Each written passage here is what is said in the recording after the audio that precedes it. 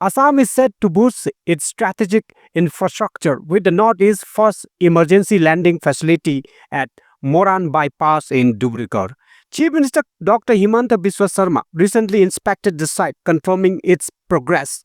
This 4.2-kilometer stretch of the National Highway 2 is being built to advanced specifications, ready for emergency landings of fighter jets like Rafale, Tejas and Sukhoi by October 2025. It's a critical step for both national security and disaster response.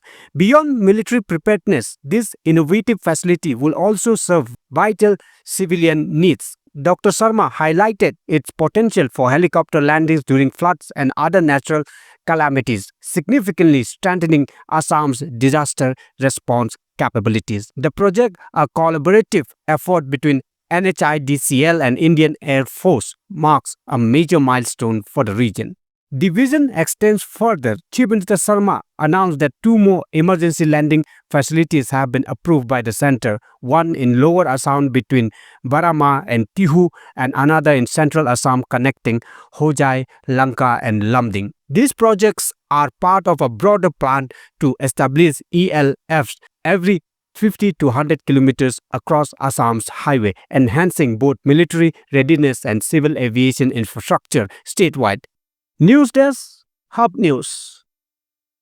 Oy sengbo, chaani ko apsan tochi jo thai na skang sengbo. Yan nang ni BNB mangna aruan sini samtang tang na namja. Anda kapat ko chaani chi dengtang sabisi ko manama. Yan da kapat orang ko basa ko ba di jakal na paltaya, soe gala, aru nala rango pake gala. Diba daude, ruko, ya repurpose use cooking oil ni skimo, ya toko biodiesel tari nagta jakal gen. Unigaman, sengbo, antang ni BNB mang, aru nang di samtang tang ko name rakibo.